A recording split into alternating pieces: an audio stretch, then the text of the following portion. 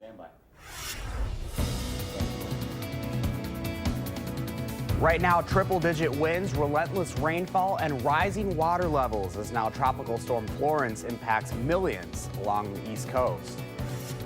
Plus, it's game day in Madison as the Wisconsin Badgers face BYU. Sports Director Jay Wilson is breaking down 3 things to watch for during today's game.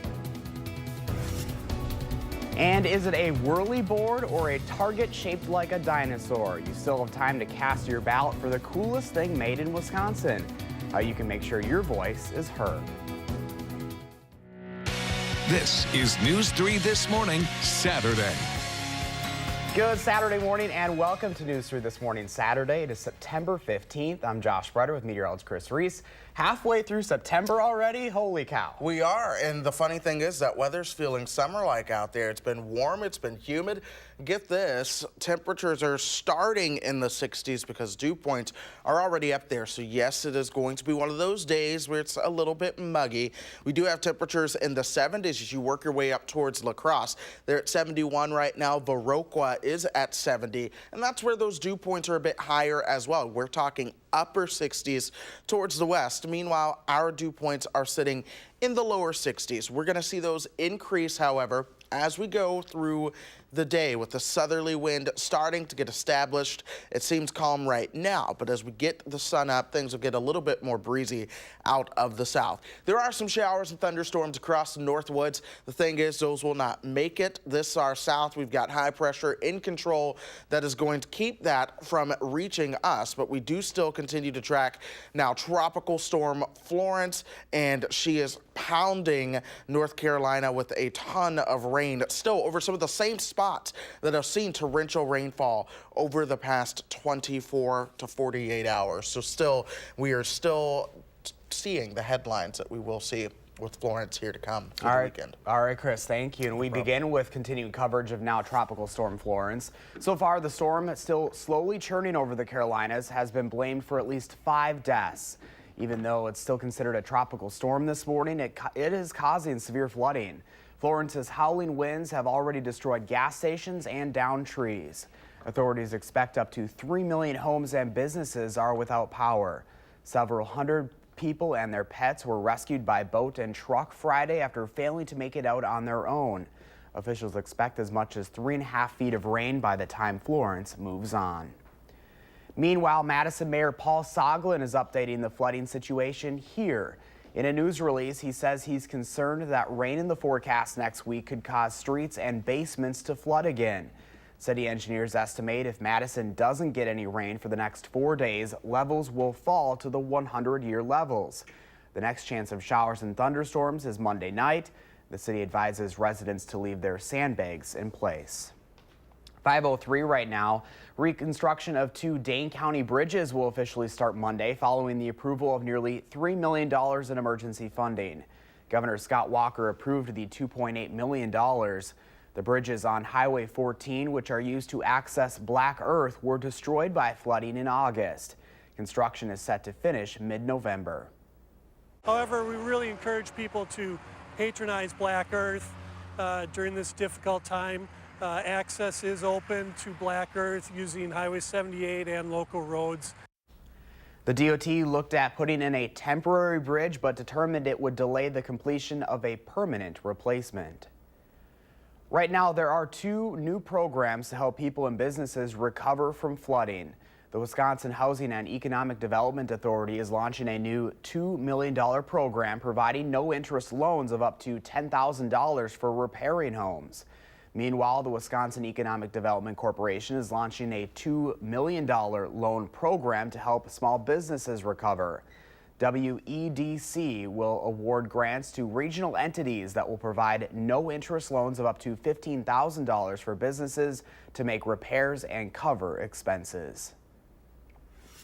New this morning, a Madison police officer and the driver he had pulled over are said to be okay. This after both of their cars were hit by a drunk driver overnight. We're told an officer had just completed a traffic stop with another driver on University Avenue near Campus Drive around 10:15 Friday night. That's when the driver of another car hit the officer's squad from behind. That caused the squad to hit the car that he had just pulled over. Madison police say no one was hurt. The driver who hit the squad car and the other car was arrested for intoxicated driving and failure to yield. This morning, investigators are still trying to figure out why a car crashed into a home near Cottage Grove. Fire and rescue officials say the family is very lucky. Friday morning, an SUV veered off of County Highway TT and went through a cornfield before crashing into the living room of the two-story home. The driver of the SUV was taken to the hospital with non-life-threatening injuries. Due to the significant damage, an inspector deemed the home unsafe. The family is now staying with other family and friends. The husband of Chancellor at UW-Whitewater has been banned from campus following a string of sexual harassment violations. According to reports obtained by News 3, Peter Hill has been accused by multiple women of misconduct ranging from inappropriate comments to unwanted touching. Hill is the husband of UW-Whitewater Chancellor Beverly Copper. The incidents date back to 2015. The first official complaint was submitted in April of last year by a student working in the chancellor's home. On June 22nd, the university revoked Hill's status as associate to the chancellor. The university says he is now banned from campus and say in a statement, "In the UW system, it is one of our primary responsibilities to provide students, faculty, and staff with a safe educational and work environment that is free of discrimination and harassment." Downtown Sun Prairie. And this weekend, the community is still rallying together over beer. Salvatore's Tomato Pies and Potosi Brewing Company partnered to release a Sun Prairie Strong beer. Profits from the sales of the Smooth Pilsner will be given to the Sun Prairie Disaster Relief Fund. Salvatore's was close to the explosion and wasn't open for a while. That experience drove them to help. We were closed for 3 weeks, and the support that we've received is unbelievable. And it's the least that we can do to pay back that goodwill, and it just makes us so unbelievably proud to be part of this community. The bad news, cans and kegs of the beer that are available for purchase at local stores are just about sold out. 5:07 is your time right now. A popular breakfast restaurant on State Street has been named the Allied Business of the Year by the Wisconsin LGBT Chamber of Commerce. The chamber announced the winners of the 2018 Business Awards, and on the top of the list, Short Stack Eatery. The awards recognize contributions made by members to build a more diverse and inclusive business community in Wisconsin. One of the state's leading chambers of commerce wants you to vote for the coolest thing made in Wisconsin. Among the products on the list from our area, a bottle of red wine made in Barneveld, a specialized AED that's produced in Deerfield, targets from Janesville made to look like dinosaurs, and gift boxes filled with products from the Badger State sold out of Mount Horeb. Epic, Klarbrunn, Kraft, and something called a whirly board are also on the ballot. The contest is sponsored by the Wisconsin Manufacturers and Commerce. If you'd like to vote, visit madeinwis.com. The first round of voting ends tomorrow night. We have some street closures to tell you about with the Willie Street Fair happening this weekend. Williamson Street will be closed between South Patterson and South Ingersoll Streets today from noon until 10:30 p.m. And then again tomorrow between South Livingston and South Ingersoll Streets between 7 a.m. until 10:30 p.m. A handful of other blocks will be closed for an hour from 11 to noon Sunday for a parade. We have a list of all of the closures on our website, channel3000.com. Now that all of those Buc-ee's have been removed from the downtown area, you can still get your Buc-ee fix on campus. The Badgers are back, taking the field this afternoon against BYU. News 3 Sports Director Jay Wilson has a preview of Wisconsin's third game this season. When the Badgers take on BYU at Camp Randall Stadium at 2:30 this afternoon, here are 3 things to watch. Running back Jonathan Taylor looks to continue his strong start to the season. He's the nation's leading rusher, averaging 199 yards a game. He has 5 touchdowns in the first 2 games. He also has 2 fumbles, so he'll be focusing on ball security as he adds to his rushing totals today. BYU has won 1 and lost 1 this season. They dropped their home opener to California last weekend, 21-18. Last season, Wisconsin beat BYU 40-6 in Provo, and the Cougars remember it well. BYU has revamped its offensive and defensive lines in part to make them look more like Wisconsin. We'll see what a difference a year makes today. And the Badgers look to extend a couple of streaks today. They've won 20 straight regular season games, and they have won 41 straight non-conference games at Camp Randall. That's the 5th longest streak by an FBS team since 1946. The Badgers won a clean game today to get ready for the Big Ten opener at Iowa next week. And those are 3 things to watch with the Badgers today. All right, thanks, Jay. Again, kickoff is set for 2:30 at Camp Randall. Traffic is once again expected to cause major delays around the stadium. You're asked to leave an extra 45 minutes if your route takes you near Monroe Street. The final injury report is out, listing Devontae Adams and Aaron Rodgers as questionable ahead of Sunday's game against the Vikings. But don't count Rodgers out just yet. He could potentially practice today, but even if he doesn't, head coach Mike McCarthy says he's confident Rodgers could play with no reps at this point in his career, and that he definitely wants to play, but just in case, DeShone Kizer is ready to go. 11 minutes past the hour, our rain-free streak continues into the weekend. Great news for those cheering on the Badgers, Willie Street fairgoers, or shoppers at the farmers market. Here's a live look over the Capitol this beautiful Saturday morning. Still dark out there so far. Chris is in next with your full First Alert forecast. And if a relaxing weekend indoors is more your speed, there are several shows and movies for you this weekend. Will has your 3 things to watch coming up next on News 3 This Morning, Saturday.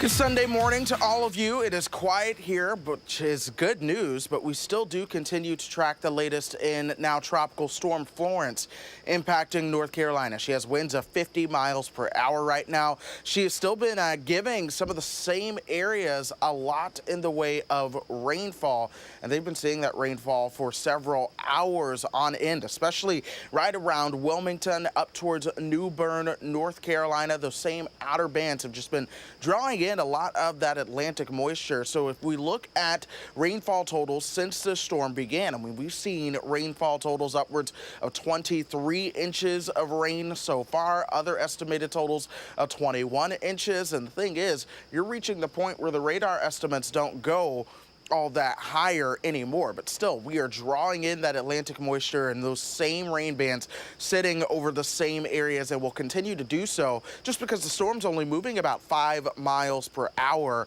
towards the south. So as we go through the rest of the weekend, that's going to impact places like Myrtle Beach, Charleston, Columbia, up through Charlotte, North Carolina, and eventually through the Appalachians. That's where we could see upwards of an additional 15 inches of rain. So of course the inland flooding is of course going to be something that we'll watch as we go through the coming days. For us, the temperature is 62 degrees right now. We'll keep our temperatures starting out right around 60 by sunrise. We'll top out with temperatures into the low 80s. We'll then cool off to temperatures back around 60 degrees before repeating the cycle as we go through Sunday. But you will feel that humidity. You'll feel it today as well. If you're out at Camp Randall for the game by kickoff, 82, 78 degrees as we work into the fifth quarter. But with high pressure and control that's going to keep winds out of the south, we'll have a cold front trying to come our way, but that high pressure is really going to keep that at bay to the north. And that does mean that temperatures are going to stay above average before we get a cold front to cool things down as we head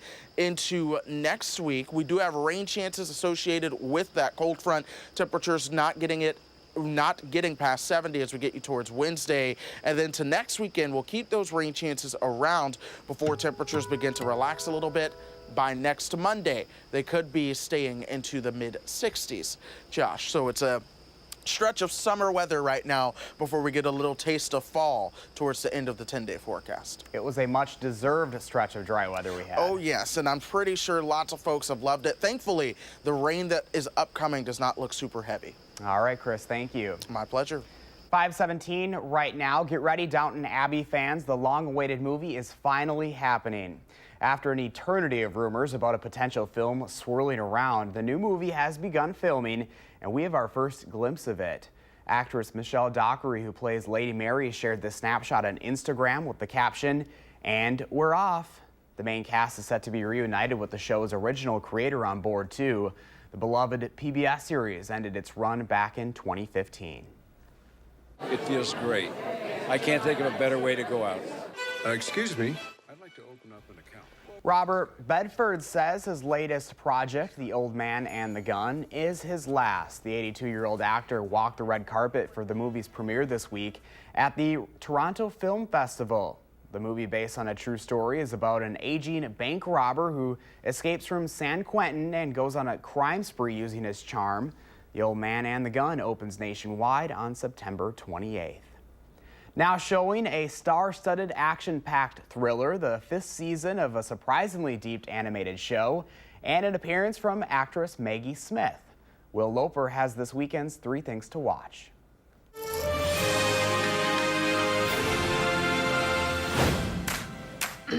I would just want the simple life. I just want to hold down a job, make some friends. New on home video this week is Ocean's 8. In 3.5 weeks, the Met will be hosting its annual ball. And we are going to rob it. Not the ball itself. On the neck of Daphne Kluger. Valued at over $100 million. $150 million, actually. The star-studded film follows 8 women as they pull off the heist of a lifetime. Do not run a job in a job.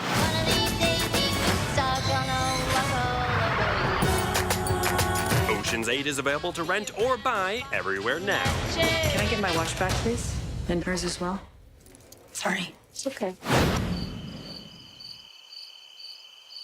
Now Streaming on Netflix is the 5th season of BoJack Horseman. I'm on this new show, Filbert. I'm Filbert, star of the show. Hey, everyone. BoJack's here, ready to shoot. The surprisingly deep animated show about a talking horse deals with issues of depression, addiction, and grief. Would it kill you to smile? You say you want to get better and you don't know how. Is this like an AA thing? No, I don't need AA. This is going to be a sensational season of television. It's confusing, which means the show is daring and smart. All episodes of BoJack Horseman are available to stream on Netflix now. I'm not someone therapy works on. I might be too smart. You're not St. John, are you? St. John who? The disciple whom Jesus loved. No, the name's Benny. Oh, well, if you're not St. John, I need a push for the van. I'm a sick woman, looking for a last resting place. Finally, check out 2015's The Lady in the Van. I won a prize for painting. But it's all lumps, you have to mix I it. have mixed it, only I got some Madeira cake in it. Maggie Smith stars in the true story of a cranky woman who takes up residence on a man's driveway for 15 years. Beggars. I'm not a beggar. I'm self-employed, and this gentleman is my neighbour. Looking especially lovely today, sweetheart. Don't sweetheart me. I'm a sick woman, dying possibly. The Lady in the Van is available to rent or buy everywhere now. Chin up, love. We all gotta go sometime. Smells like you already have. Happy watching. Those are the 3 things you need to watch. And this is Will Loper for News 3 This Morning, Saturday. It is 5:21 this morning, and it is also the last full weekend of summer, but only the start of hunting season. What the DNR expects this year's buck count to be after a record 2017. And kids and adults of all abilities have a new place to fish. We'll take you to an accessible pier now open thanks to the dedication of some big-hearted volunteers. You're watching News 3 This Morning, Saturday.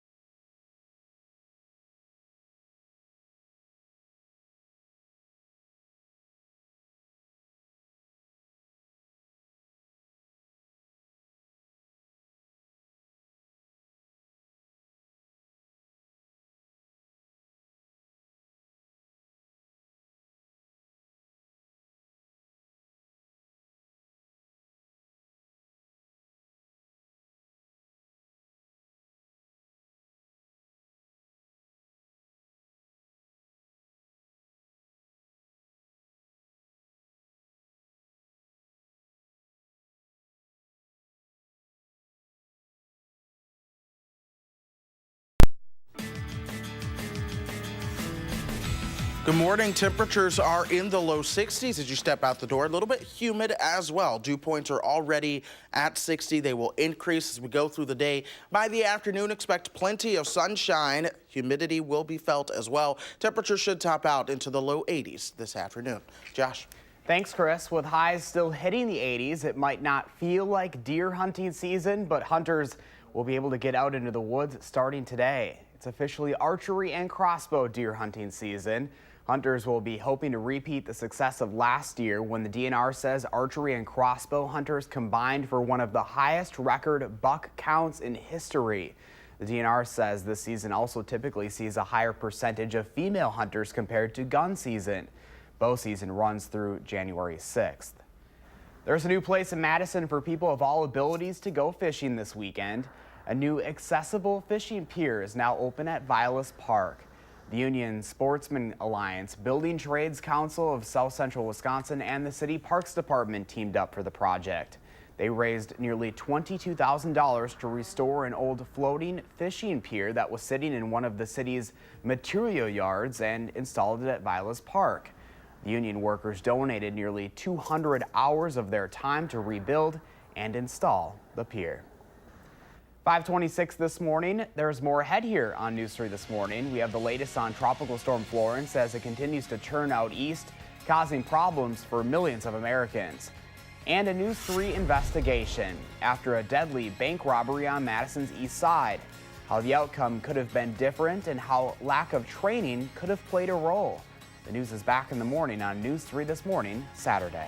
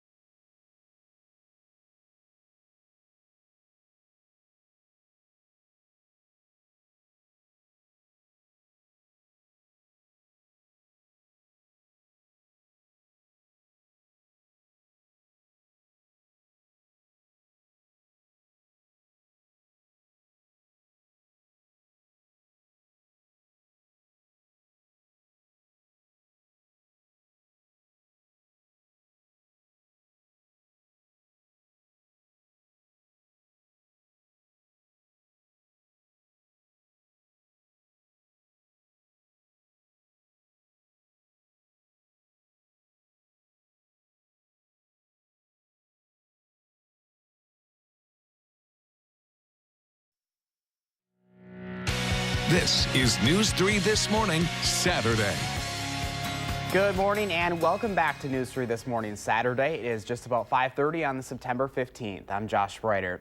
Meteorologist Chris Reese has a beautiful weekend forecast ahead, but first, here's a look at what's happening right now.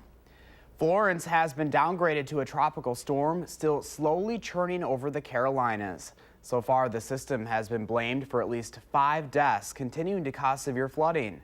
Florence's howling winds have already destroyed gas stations and downed trees.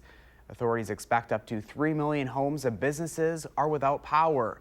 Several hundred pets and their people were rescued by boat and truck Friday after failing to make it out on their own. Officials expect as much as 3.5 feet of rain by the time Florence moves on. New this morning, a Madison police officer and the driver he had pulled over are said to be okay after both their cars were hit by a drunk driver overnight. We're told an officer had just completed a traffic stop with another driver on University Avenue near Campus Drive around 10:15 last night.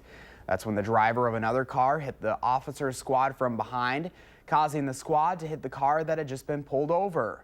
Madison police say no one was hurt. The driver who hit the squad car and the other car was arrested for intoxicated driving and failure to yield. A heads up for drivers heading downtown. Williamson Street will be closed between South Patterson and South Ingersoll Streets today from noon until 10:30 p.m.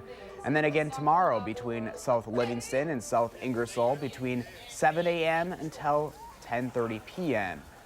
A handful of other blocks will be closed for an hour from 11 to noon Sunday for a parade, and we have a list of all of those closures on our website, channel3000.com.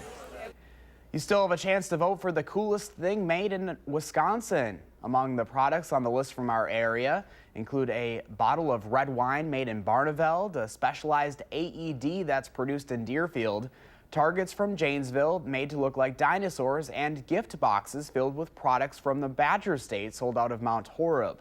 The contest is put on by the Wisconsin Manufacturers and Commerce. If you'd like to vote, visit madeinwis.com. The first round of voting ends tomorrow night.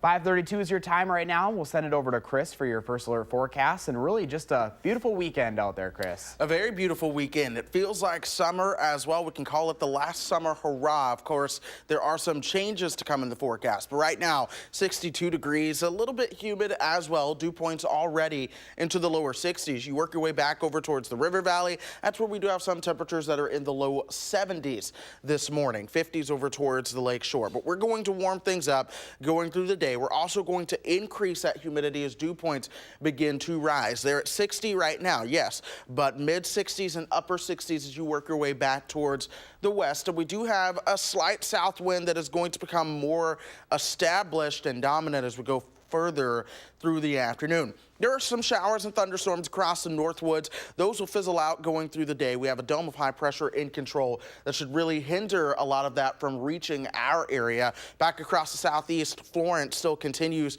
to bring bands and bands of heavy rain over the same hours that have seen that just about all weekend long, and so, or at least since yesterday anyway, and that's going to lead to continued flooding for them. But as for us, expect that sunshine to stick around. Temperatures will top out into the low to mid 80s for highs this afternoon. Josh? All right, Chris, thank you. Your time right now is 5:33 this morning. Now to a News 3 investigation. Just how safe are you in the hands of private security guards in places like malls, banks, and movie theaters? This comes after a security guard shot and killed a man trying to rob a bank earlier this year. News 3's Keely Arthur tells us how much training, if any, they're getting.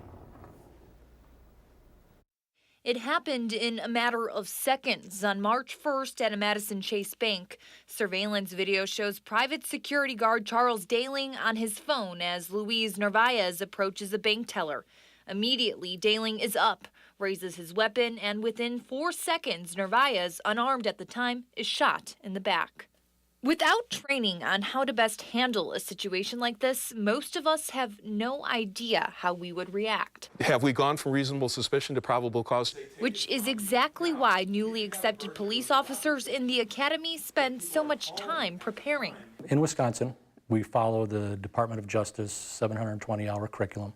So a police officer anywhere in the state is going to get the same training. He was still burglarizing the place and possession of burglarious tools. The 18-week course covers the whole gamut of policing. From report writing to interviewing to, domestics to driving to vehicle contacts, firearms. So we've gone from reasonable suspicion that draws us to the yard. Roughly 130 hours combined is spent on how to handle firearms and those tense situations that may require use of force.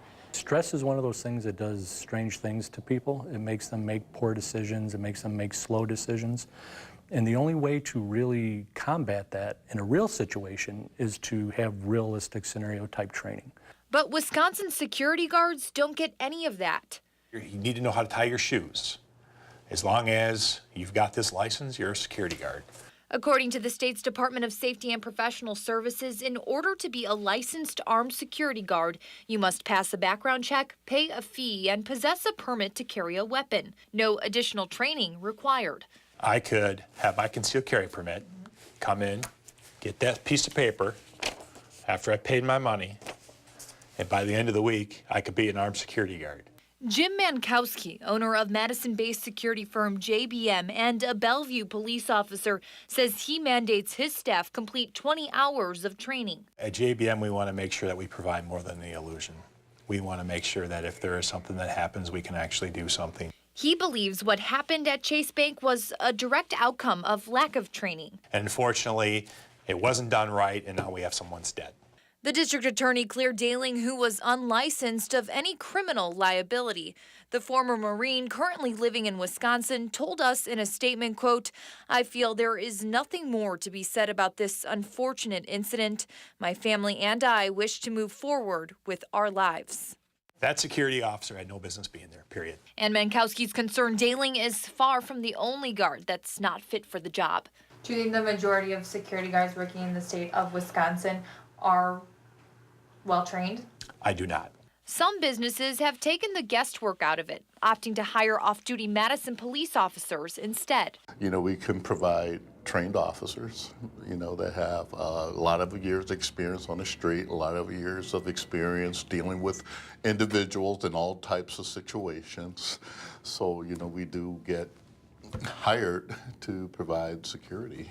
Those businesses now include Chase Bank, where the shooting happened. Perhaps a step in the right direction, but Mankowski says without proper legislation, the reliability of a guard and how they will defend you is uncertain. We have a duty to protect others. And you have to get out there and give these people the bare minimum and the tools necessary to do that. That was Keely Arthur reporting. The Department of Safety and Professional Services says it received 2 complaints regarding the Chase Bank shooting. They did not open investigations into either complaint. Time right now is 5:37. Are you looking for something to do this weekend? Well, we have some ideas for you this morning. From Willie Street's final summer festival to a local musical for kids, by kids. There's something for everyone this weekend in Madison. We're heading to the Willie Street Fair, Cheese Fest, and the World Music Festival in your Weekend 608. Next on News 3 This Morning, Saturday.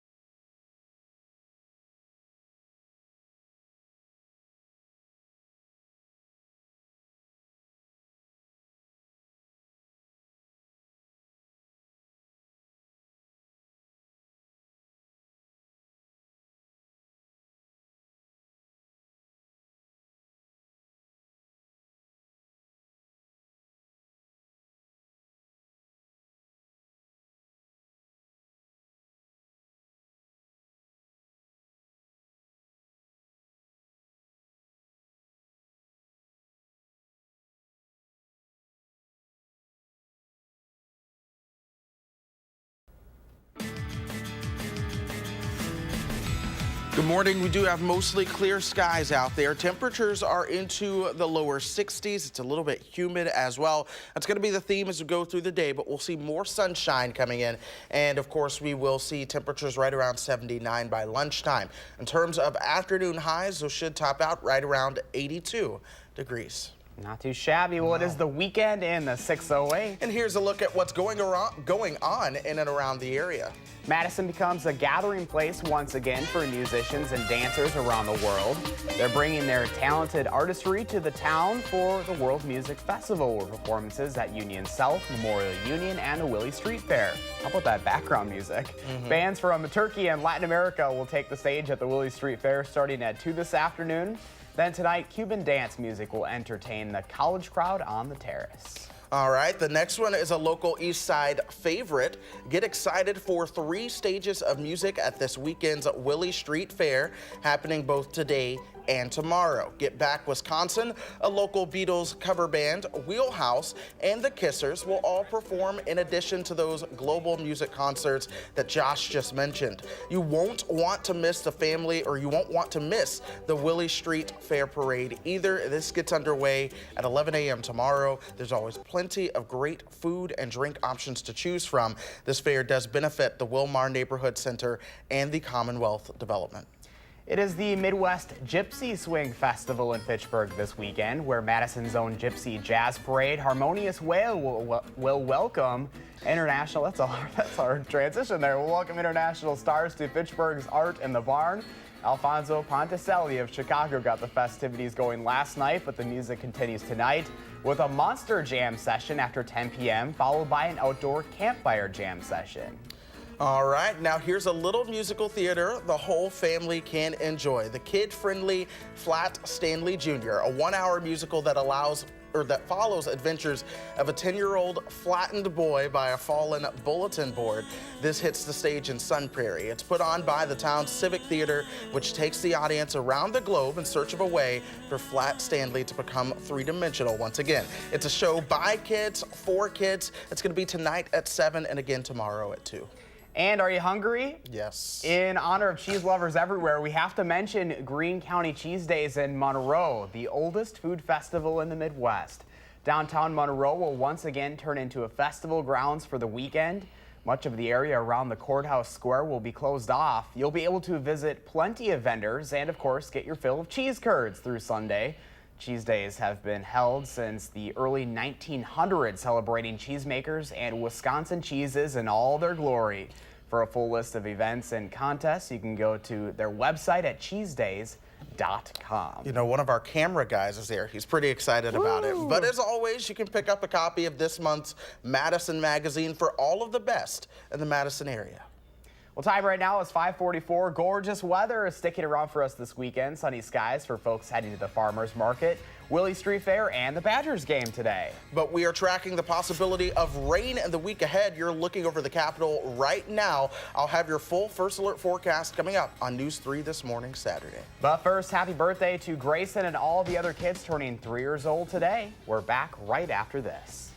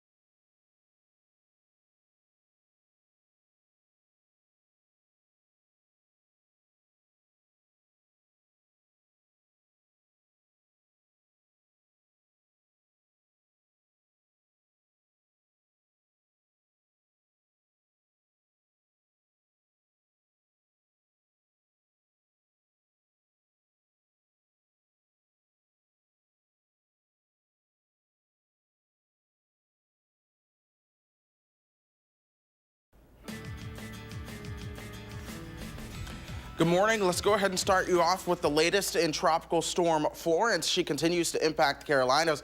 Right now, the latest winds at 50 miles per hour, still only moving at 5 miles per hour. Pressure has been coming up, though. So with that center of circulation over land, we have seen a little bit of weakening, but it's been the heavy rain over the same areas that we've seen for the past 24 to 36 hours, going on 40 hours at this point. That's going to continue, especially right around Wilmington, up towards New Bern, North Carolina, back towards Fayetteville. They've also had a lot of wind. Some tornado reports have been in there. And then you look at the amount of radar estimated rain. We've seen 23 inches of rain at some spots, 21 inches of rain in others, 14, 9. And then it kind of drops off as you work your way towards the west. And that's just because the center of circulation is so slow moving. This will gradually work its way back towards Charlotte as we go through the day. In fact, still drawing in a lot of Atlantic moisture just to the north of the center of circulation that is now just south of Myrtle Beach. As we go through the rest of the weekend, they'll likely pick up upwards of 15 inches of additional rainfall, if not more, in some spots. We will still be hearing more about the flooding that is going to be ongoing in North Carolina going through the weekend and through next week. Here at home, the temperatures are in the 50s and 60s. Some low 70s do show up as you work your way towards La Crosse. 60 in Watertown, 62 for us right now in Madison. We'll drop another degree or two towards 60. Then for the afternoon, we'll see temperatures top out into the low to mid 80s. We'll cool down to about 60 degrees once again, and then repeat that same process going into your Sunday with plenty of sunshine. So as you go out to the Badgers game today, go with no worries. Wear the sunscreen and know, yeah, it'll be just a little bit humid there. That's because this high pressure just to our east continues to send those winds out of the south this morning. There's a cold front trying to work its way here, but it stalls out. That's why it's stationary, and this high pressure pretty much stays in control. That'll keep temperatures pretty moderate going through the rest of the weekend before we do begin to cool them down headed into next week.